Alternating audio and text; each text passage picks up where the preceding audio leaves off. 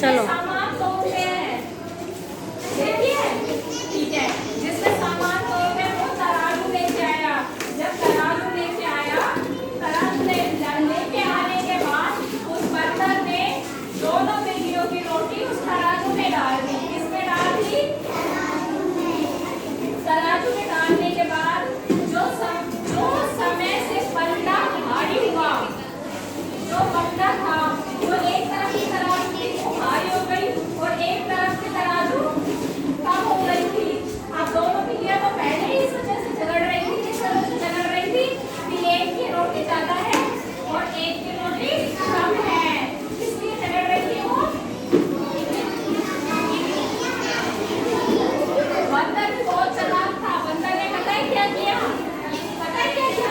बंदर ने जिस तराजू में रोटी ज्यादा थी उसमें से एक टुकड़ा तोड़ के और उसने अपने मुंह में रख लिया। क्या किया उसने? एक टुकड़ा तोड़ के रोटी का और उसने अपने मुंह में रख लिया। अब कौन चालाक हुआ? बंदर चालाक हुआ। अभी कहानी आ गई। अच्छा बच्चों, अब आगे सुनो। बंदर था जो वो दोनों बिल्लियों के जो टुकड़े थे उसमें से आधा उसमें से लेता गया। उसके बाद में जो वो बिल्लियों की जो रोटी थी ना वो बहुत छोटी हो गई। अब बिल्लियों ने तो वो देखा कि उनकी रोटियां तो बहुत छोटी हो गई हैं, तो बिल्लियों ने क्या किया? बंदर से बोला कि आप रहने दो, हम हमारा बंटवारा खुद कर लेंगे। उसके बाद में क्योंकि बिल्लियों को पता चल गया था कि बंदर छोटा छोटा करके नहीं उनकी सारी रोटी खा गया था। फिर उसके बाद में उसने क्या बोला? पता है फिर क्या हुआ? बिल्लियों को इससे क्या समझ मिली?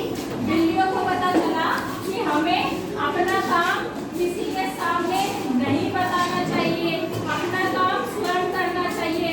अगर आप दूसरों को बताओगे तो दूसरे आंची के उसमें फूंक डालेंगे। क्योंकि बंदर ने पता है क्या किया?